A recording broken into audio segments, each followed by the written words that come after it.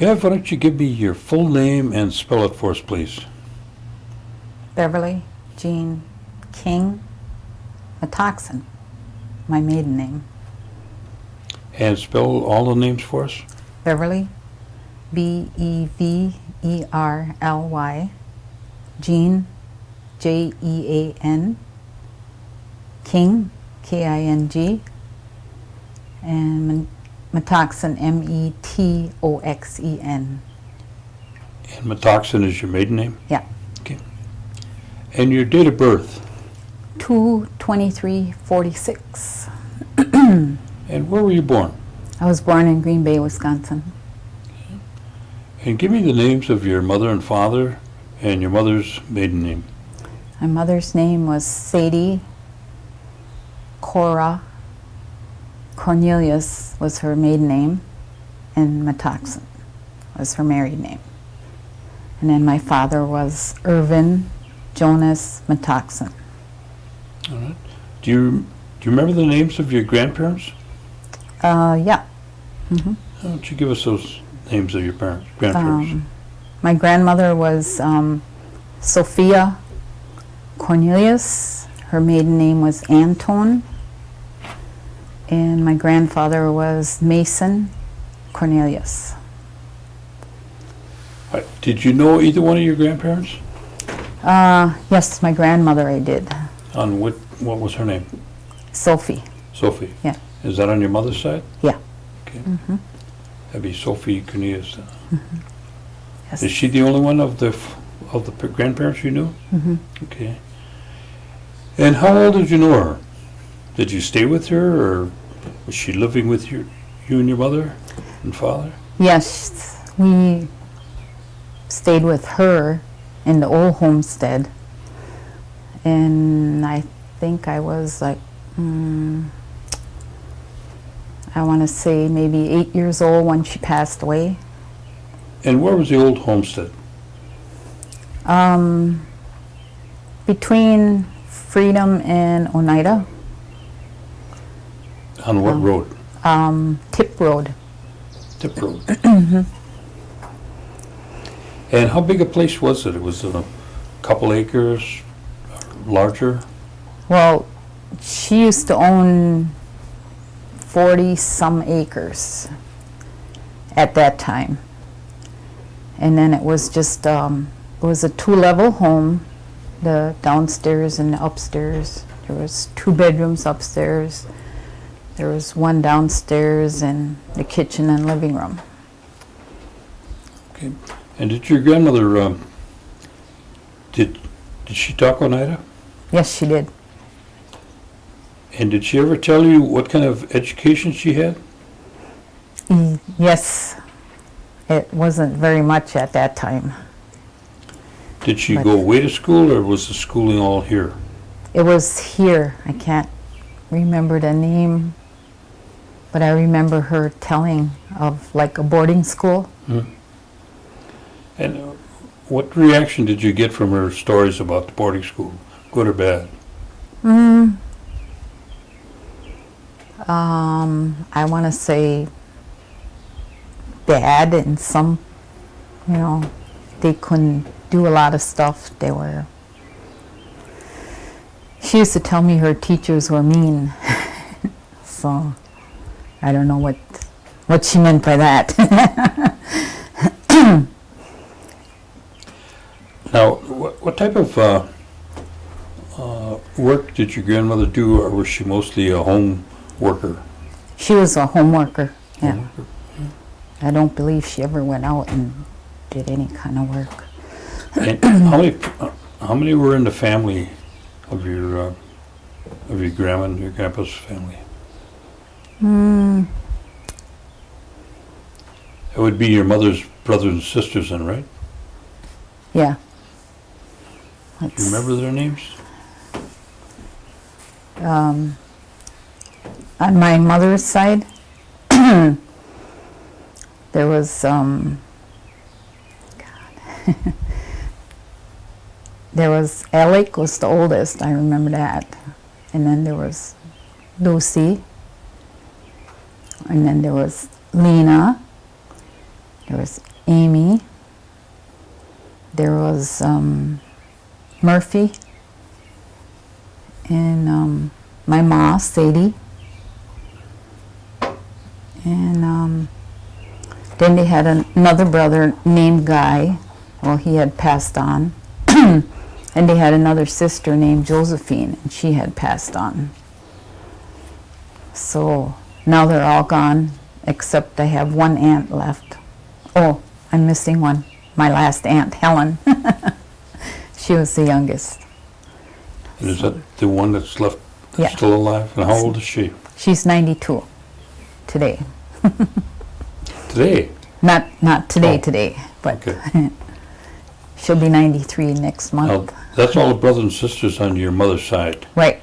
Do you remember the ones on your father's side? Jeez, I can't. I know he had a brother, Elmer. I barely remember him. Then there was a sister, Josephine, a sister, Helen, and there was one more sister, but I can't remember her name. Not on, right now I can't remember her name. Now, when you say your mother and father moved in with your grandmother, Mm-hmm. and were you born then, or was that later, when they moved in with your grandmother? I think I was born then. So, and how many brothers and sisters do you have? Do I have 2 brothers and 2 other sisters besides myself. And what's their names? Pat Danforth, Sandra Danforth, Irvin Matoxen, and Rolly Matoxen. And I also had an older sister, but she's passed on. And what was her name? Her name was Frida Cornelius. Now, when you moved into the house, like you said, you can remember moving in. Were you the oldest or the youngest? I mean, where were you in the group of the kids? Well, Frida was the oldest, and then I was next. You're next. Then. Yeah. Okay. And that was up on Tip Road that you moved in. All right. Now, what kind of work did your dad do? He worked in a paper mill for like 25 years. Yeah. In Green Bay, or Yeah, in Green Bay. Green It Bay. used to be Northern Paper Mill, they used to call it, and I think right now it's at Georgia Pacific or something, some new name. But he was there for 25 years. did you retire from there? Now, when you lived with in your grandma's house, did you have a large garden? Yeah, very large. Did you have any livestock? We used to have chickens. We used to raise chickens. I remember that. And was there any other kind of work that your dad did? Did he do the farming around the house? He was, well, just, he did the garden. He was the one that did the gardening. We used to have a whole field of like green beans and potatoes. Half was green beans, half was potatoes. And then the other garden was like the onions, the carrots, the radishes, you know, like that. But me being the oldest, well, I had to hoe and weed. But the other kids did it too, but I was the main one that had to do it. Now, So I was a hard worker. did you have electric lights and running water? When I was little, it was none, no. We just had the lamps, the kerosene lamps. And then we had the pails for our bathroom. And then my dad used to make the outhouse. And then as I got older, then I remembered the electricity came in. So, Now, your mother and grandmother did a lot of cooking then. Oh yes, cooking and baking. I mean, they did. What was some of your favorites? Homemade bread. And I don't think a lot of people nowadays don't do that anymore. And that's what I plan to do when I retire for myself. Well, you've already retired once, haven't you? Yeah. Okay. Now, so you were kind of a jack of all trades in terms of the chores that you had at home. Yes. Okay. Yes. Now, your mother and father, did they speak Oneida? My mother did more than my dad did, and he understood it, but he wasn't a fluent Oneida speaker, because my mother and my grandmother, Sophie, that's all they did was talk Oneida back and forth. And I understand it today, but I don't talk it, But there's always some people I don't understand, their Oneida language is different from the way I learned from my mother and grandmother. Their language was different. Can you figure out why that is, that you can speak? I mean, you can hear it and understand it, but you can't speak it? Do you ever wonder about that? I did, yeah. But I just... Do you ever try speaking it? I can say it, like right now my Aunt Helen, she teaches the Oneida language. And if she says something to me, in Oneida, I understand it. And then if she says some words, and I repeat it like that, but I can't make a sentence out of it. Okay. If I wanted to say something to my children, my grandchildren, I can't say a sentence. So. Were any of your parents or your grandmother that you know of involved in any kind of the tribal operations that are, committees or commissions that may have existed back in those days? None that I know of. No? No. What about the singing? Did any of them belong to the singing societies?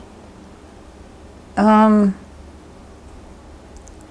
grandma, Sophie, did belong to, years ago it used to be called the Oneida Society. It was like a social thing where the elderly would get together. It was potluck, everybody brought pies and casserole and stuff, and they'd go to someone's house.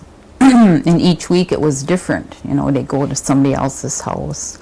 And then everybody would bring in pies and, stuff to eat. So there was it was kind of like a prayer thing. I remember them saying prayers. And then they used to sing in Oneida. And I remember this one man that used to lead them in singing. His name was Ephraim Schuyler. I just barely remember him, but he always sang good Oneida. And he would lead them, and then they'd all join in. And then it was kind of just basically like a social afterwards, and just getting together and talking and eating. I remember that when I was 8 years old. What about the funerals at the time? How were those handled? I can remember that people used to bring the bodies to the homes. In fact, my grandfather, when he died, they had his body at the old homestead. They brought it there, and then it's basically like now we set up the chairs, the casket is up front, and the flowers, whatever. And then it's just family and friends.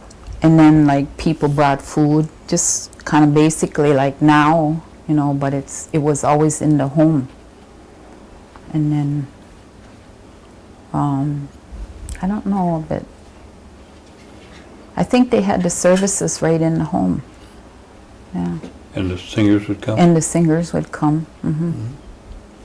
Did you have an opportunity to, to sing and learn to sing any songs?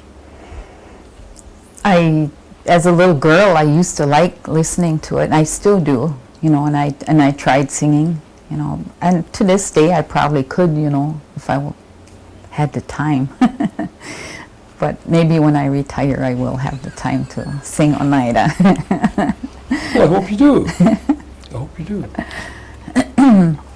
So you don't know if your parents or grandparents were involved in any kind of tribal politics or things like that? I don't believe they were, no. Did you ever hear them talk about the New York claim? No. Did you ever hear them talk about receiving 52 cents? A check for 52 cents? I don't remember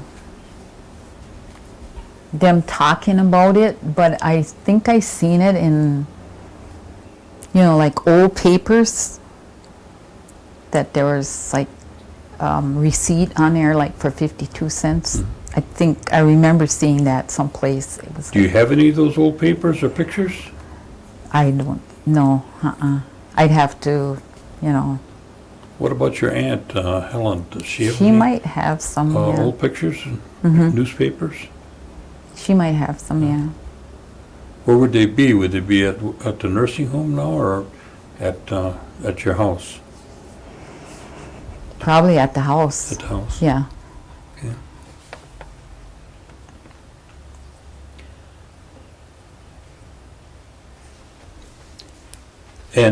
And your parents, where did they go to church?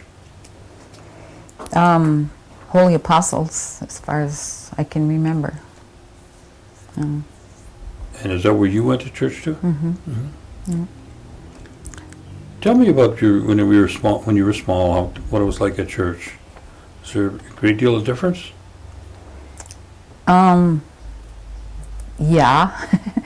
I remember when I was small that we always had to come to church. It was a big thing for my mother and my grandmother that we all had to attend church. I remember we had nice dresses we had to wear, and we had to wear the bonnet or something on our head. And then I remember going to church school, and there used to be sisters here at the time, and they used to teach. We used to have to go to the parish hall, and then there was classrooms in there, so we each got divided into different classrooms. I remember that. What was the preacher's name at the time? I think it was Father Christian that I remember. Do you remember any of the sisters' names? There was Sister Mabel, Sister Edith, and there was one more. Sister Ann, I think. Those are the three that I remember. What was Christmas Eve like then?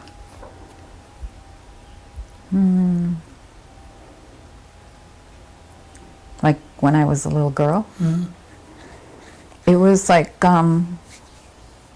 Anything special? no, not really. We're just waiting for Santa. And then we all fall asleep, and I remember like getting a doll that I had like maybe for 20 years, the same doll that I had. And like years ago when we got a doll, that was our only doll, and we made it last. The hair would fall off, and it was, the dresses on it was all raggy, but it was still a good doll, because it was made out of, like, I don't know, rubber. It lasted a long time. Wasn't anything fancy like nowadays, but that doll really meant a lot to me and to my sisters, because then we had to pass it on. So, but it was, and then we used to put out the cookies and the milk for Santa. You still got any of those dolls left? No. I did up until like maybe I don't know, maybe 10 years ago. Oh, yeah? Yeah. And I don't even remember what I did with it either. I don't. Where did you start school? I started my grade school at Elm Hill Elementary. That's what it was called. We used to walk to school. And we used to have shortcuts through the woods. And we'd pick flowers, like when it was springtime, the flowers were growing in the woods. We'd have the wildflowers. We used to pick that, bring it to the teacher. And I remember we used to, it was a one-room schoolhouse. And there was one teacher, and he used to teach, I would say there was maybe 30, 25 kids maybe in the one schoolhouse. So one section was, you know, like first, second, and third grade, and then the middle section was the next grade, and then this way. But we never liked him because we always said he was mean. But he was all right, though. He was a good teacher. Yeah. But I remember walking to school all the time until my mom got a car, and then we did carpooling. And this neighbor lady down the road had a car also, and she used to haul all us kids like 1 week, and then the next week, then my mother would haul us. But that was like in the winter months when we had to have a car, but in the summertime we always walked to school.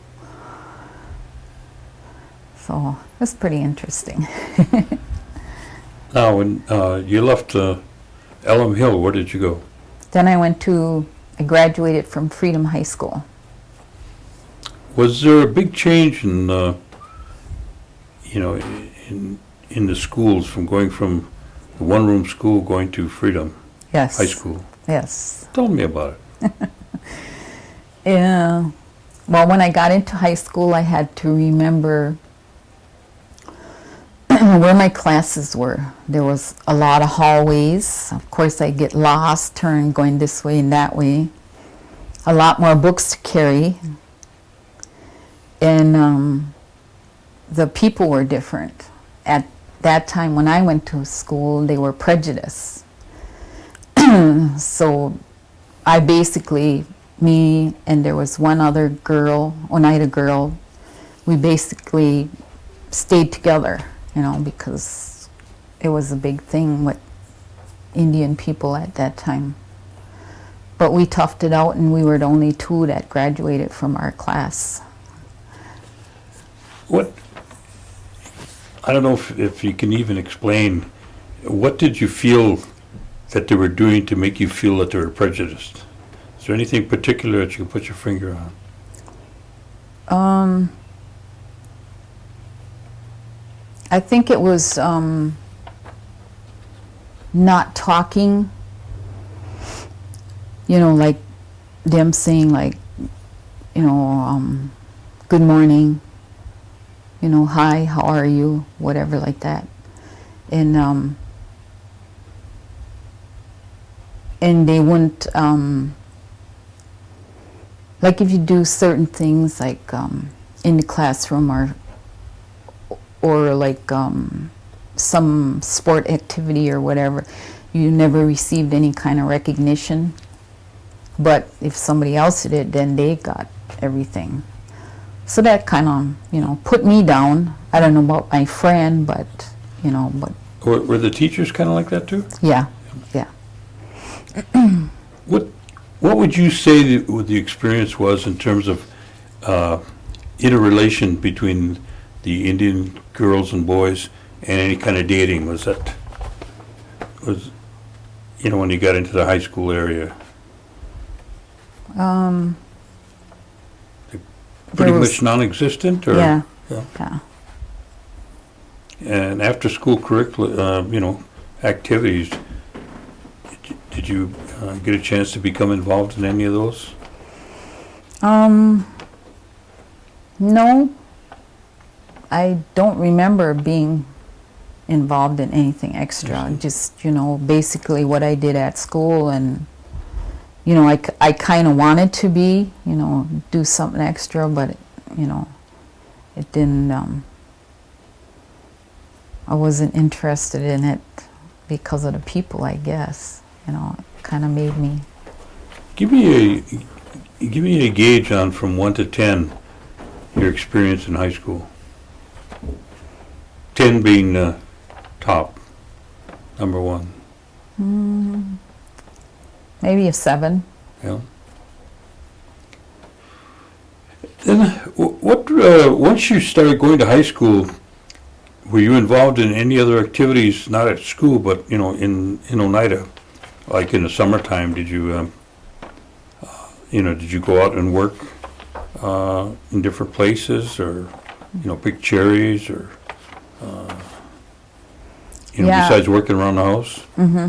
Well, in the summertime, I used to go with my mother. We went to pick cherries in Sturgeon Bay, and that was like our money, extra money. But yeah, we used to pick cherries all the time. I remember that, climbing the trees and hauling the pails of cherries, and then we used to stay in these cottages, like I guess you would call them. But each place, each orchard was different. Like some had the cottages, some had the long dormitories, like, and then you had the small room. It was just divided by a wall, and that was like. I think you're talking good about them when you say cottage. It probably was one room or one building. That was it. Yeah. There wasn't a whole lot of amenities. Yeah. What about sports or dancing? The dance halls. Did you get a chance to go to those? Sports. Some I did. I used to play softball at one time. I used to play volleyball. Dancing, I used to love dancing. And wherever like years ago, they used to have the polka dances, and I remember there used to be a big dance hall. It was called Vans Valley Dance Hall. That was down where I lived. They used to have weddings there, the dances, and that's where I used to hang out. And then here at church, we used to have the YPF, Youth Fellowship Organization, and I was into that, and we used to have dances at the parish hall, and then we used to have small, they used to call it carnivals, and we used to pick like a king and queen, the best youth boy and girl that was that we put in votes for. I remember we used to have jars that we put on a kind of like a graft, and we had their name and their picture on there. So then people voted by putting pennies in that jar. So the jar that had the most for the boys and the most for the girls, they were the king and queen for this carnival, like raising money for our youth. That was fun. I like that. I'd like to see that back again, but I don't know. Maybe you don't have enough pennies, huh? Yeah. We don't have enough youth like we used to. Now, were you on a baseball team? Softball team, yeah. A softball team? Did you used to pitch? I did for a while, yeah. Okay. What was your main interest in high school when you were at like band or? Yes, I used to play in a band. I used to play the clarinet. I started out with a French horn, they called it. And I remember it was the only instrument they had left. And I told my mother I wanted to play in a band, and that was the only instrument that was left. So that's what I got, and I didn't like it. It was just like a thing that wound around, and then I had to stick my hand in this part of the instrument here, and then I had to play like this. I never liked it, so then my mom went to the school and she said if there was anything else. So then they gave me this clarinet. Well, I played that through my high school years, my 4 years. Yeah. So by the time I left, graduated from high school, I learned how to play the clarinet polka. So that was a big accomplishment for me. Do you still practice with it? No.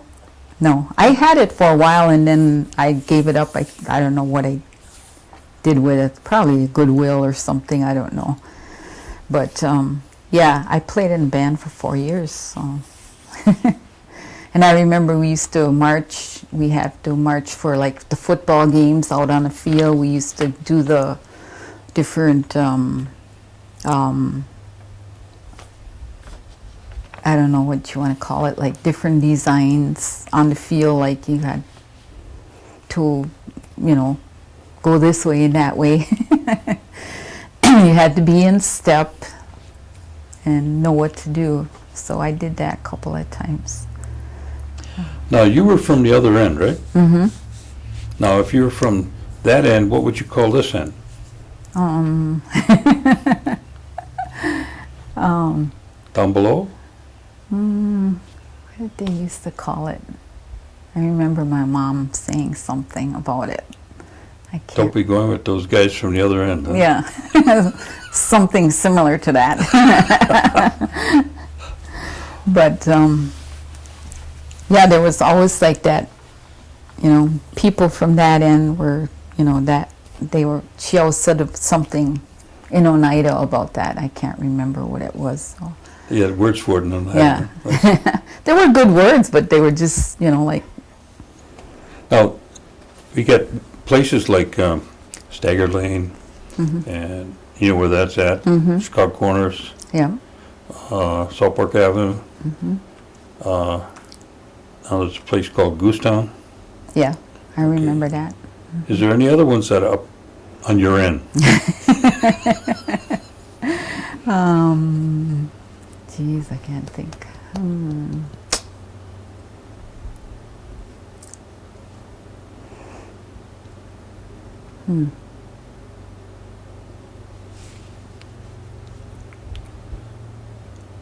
I just remember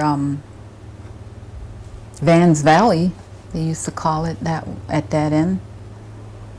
Did you ever hear of Skunk Hill? Yeah, I did. Hmm. You know where that's at? Yeah, way out by Freedom.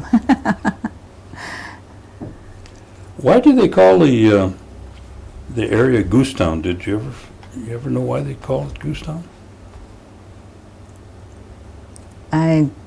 No. Nobody ever- I think because there was this one family that I know of that they kind of just nicknamed them They kind of Goose. And they all lived in this area on this road.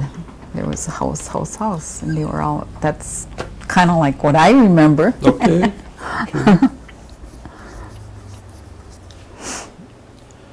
Now, once you finished going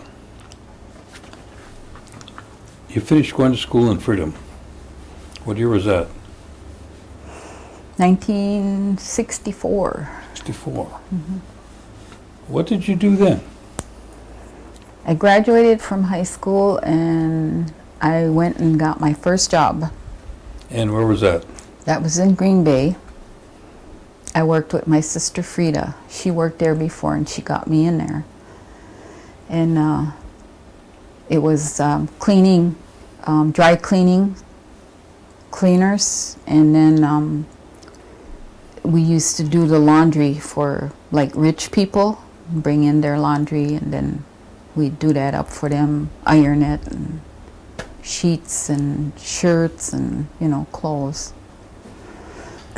Were you still living in your mother's house then? Mm-hmm. Yeah. Mm-hmm. And what'd you do after that? I worked at that cleaners for 10 years. 10 years. 10 years I was there. When I left there, I made $1.25 an hour. And they were just now going to give me a raise to $1.75 an hour. After 10 years. After 10 years. But in those years, I saved up my money and I bought my first car. What was your first car and what year? My first car was a 56 Chevy. It was a 2-door hardtop. That's got to be a beautiful car. Well, it was at the time. But that was my first car, yeah. And I had saved all my money to buy it. And I think I only paid, at the time, might have been $50.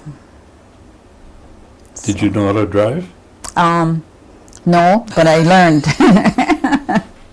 Because I remember my sister Frida, she had gotten her car, and it was a green Maverick, a Ford, smaller car.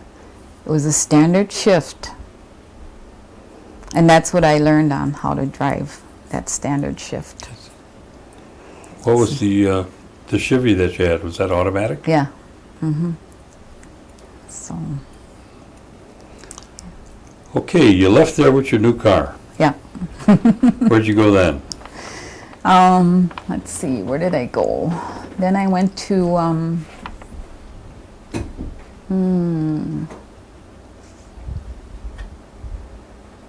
I think I applied for a job through the tribe. And at that time it was, it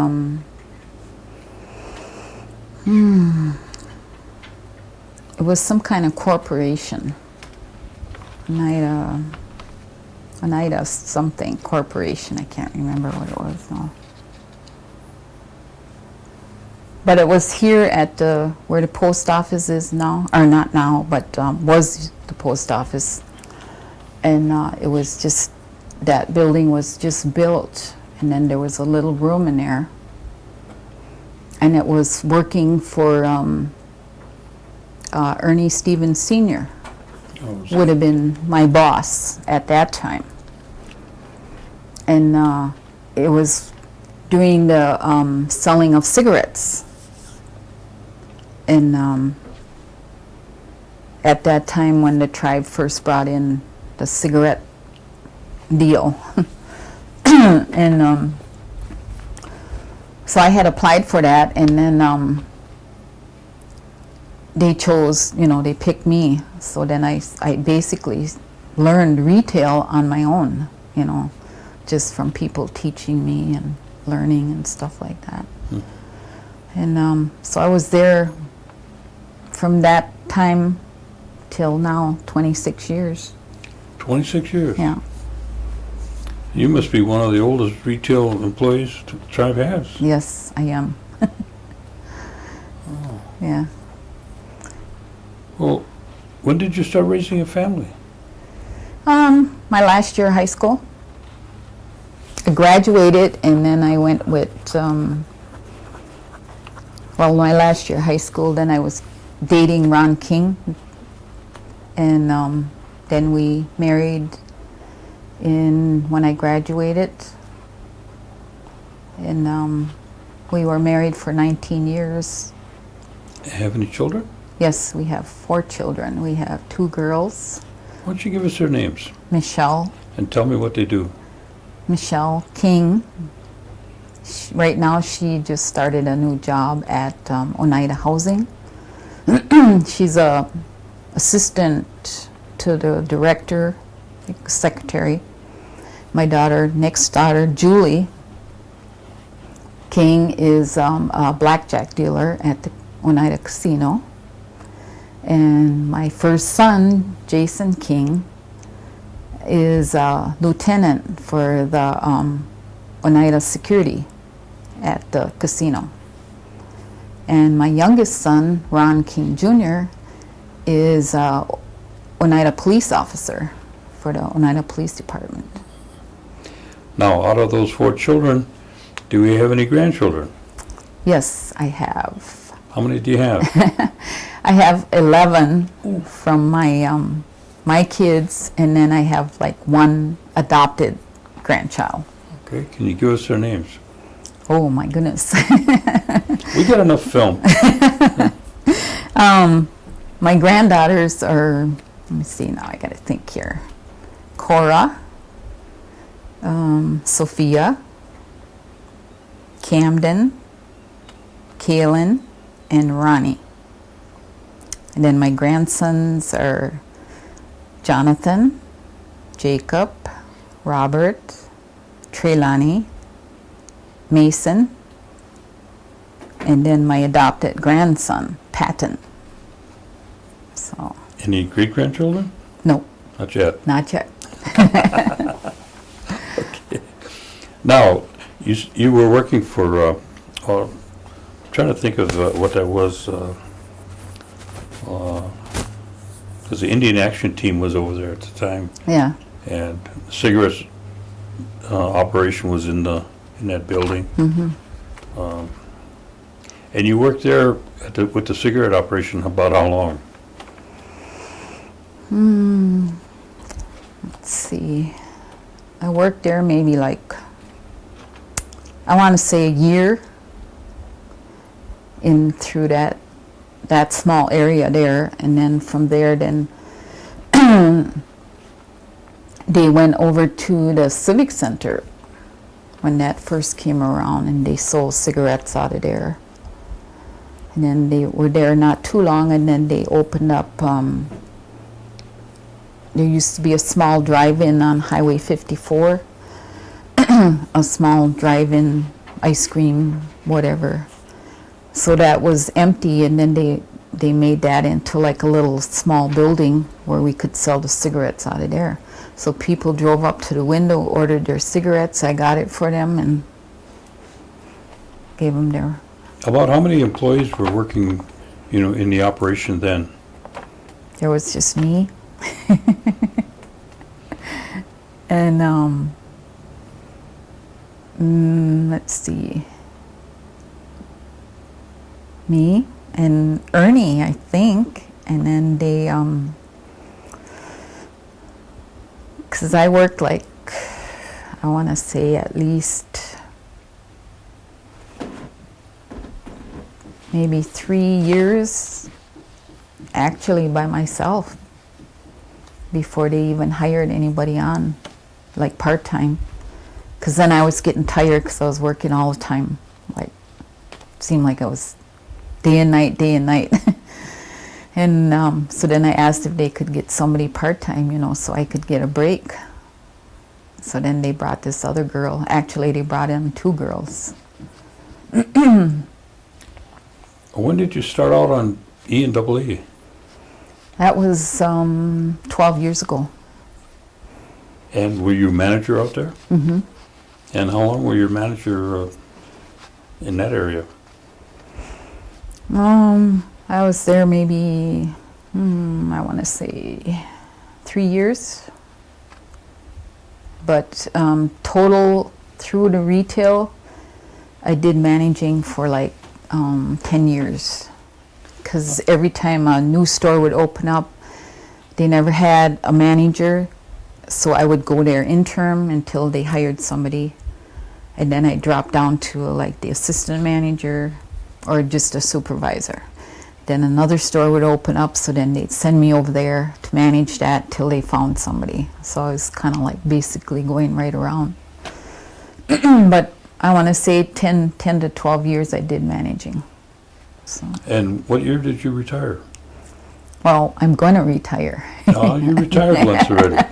What year was that? Last year. Last year retired? Yeah. And how long did you stay retired?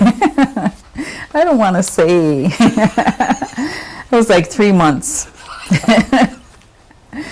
And then, of course, they couldn't get along without me.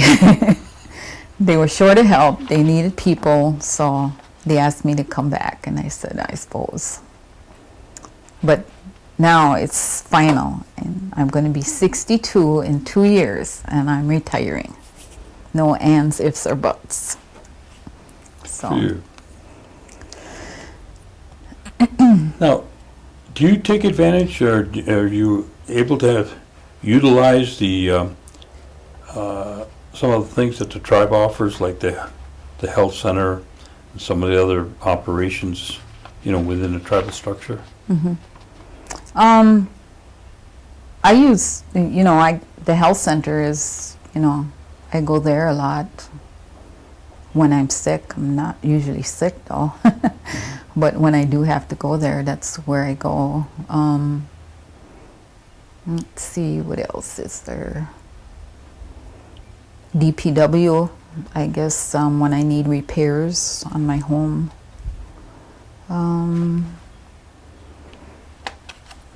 Other than that, elderly services, sometimes I can get help, but sometimes I don't get help. So. What would you, if you had the opportunity to make a change or,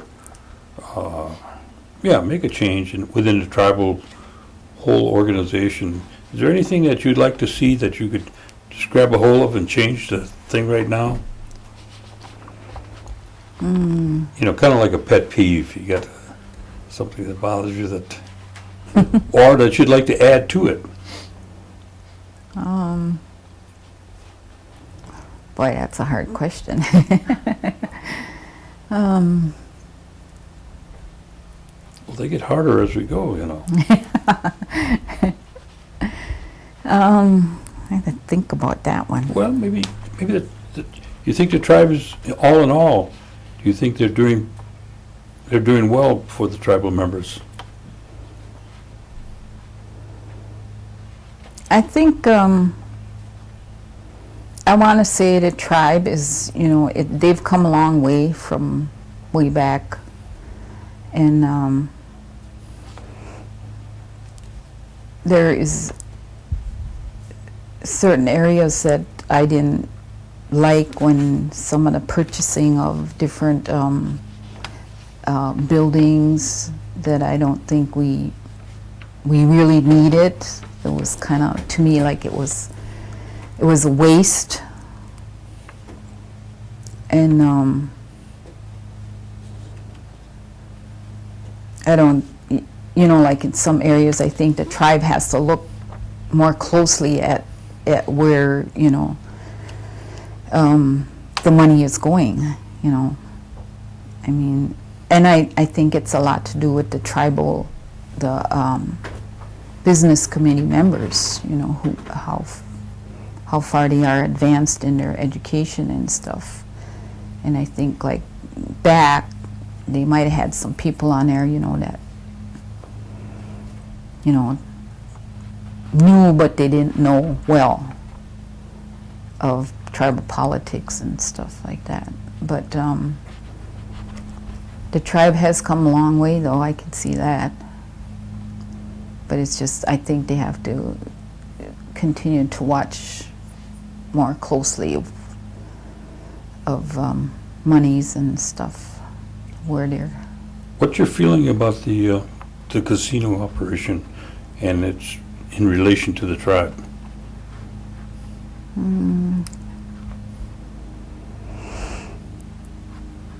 I think it could go for improvements. Employees, some employees,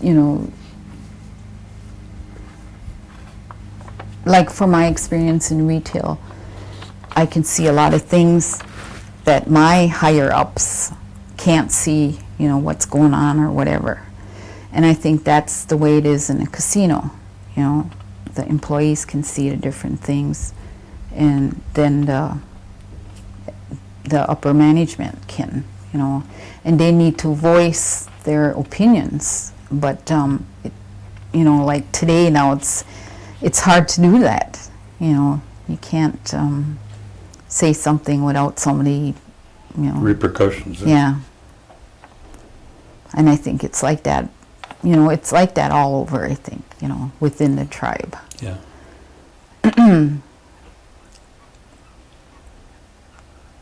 What recommendations would you like to share with, the young people that are coming behind us? And hopefully through this tape that you'll be able to do that. What would you like to give them?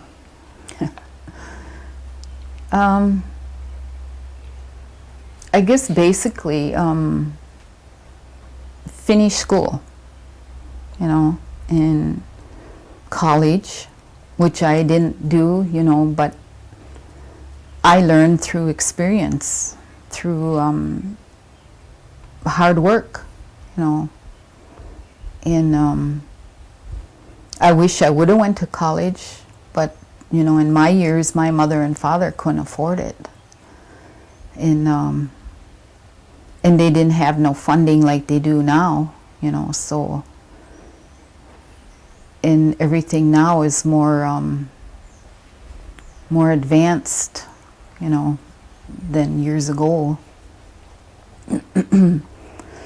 And so I would recommend that young people coming into the, you know,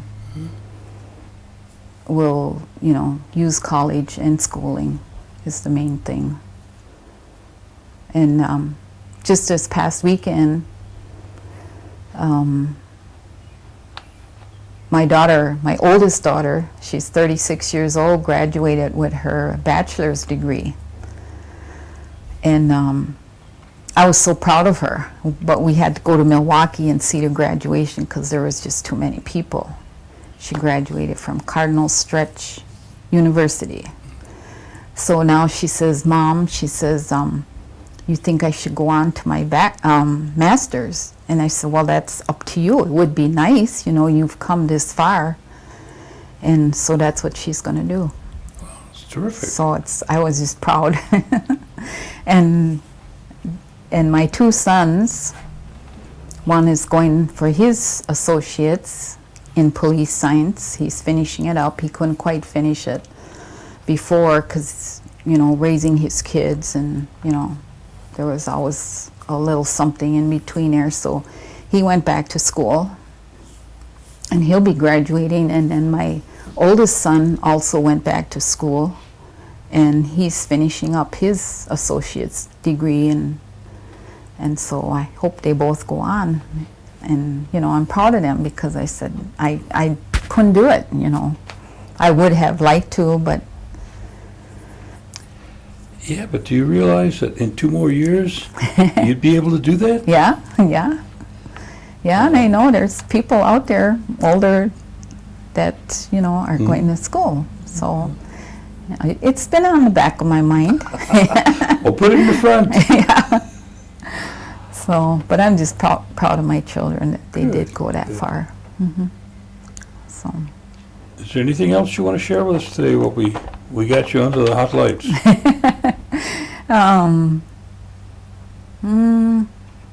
Let's see.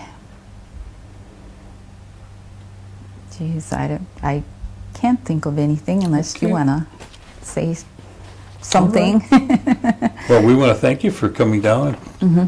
And I know you got running water now, so you could take a shower instead of the tub. Remember jumping into the big tub? Yeah, those were good old stories. And I still tell my children that. I said, when I was young, Grandma was young, I said, I remember we used to haul the water. And of course, I was the oldest, so I had to get out there. We used to have 2 milk cans like that. We put it on a sleigh. And then we go down to the well. There was always a small spring, like a well. It was always clear water all the time. So that's where we get the water, and then we haul it back to the house. And I remember this one time, my sister, she helped me. And I told her, I said, now you hang on to them cans, you know, the milk cans. And I pulled the sleigh. This was in the winter time, so I'm pulling the sleigh. And we hit a bump. Well, she wasn't hanging on to the can, so our water went all over. And I hollered at her. And she, of course, she went running up to the house and told my mother. So then my mother came back, and I got the licking. Because I wasn't watching the water, you know. So because I was the oldest, I was always the one that got the lickings. I should know better. But those were fun times, though. So I always tell my grandchildren that Grandma used to do this, Grandma used to that. So. That's what grandmas are for. Yeah. Mm-hmm. Okay. So. Well, we thank you, and Alan will unhitch you, Okay. and you'll think about those pictures, won't you? Yes. And you'll think about going back to school? Yes. All right, thank you, Beth. You're welcome.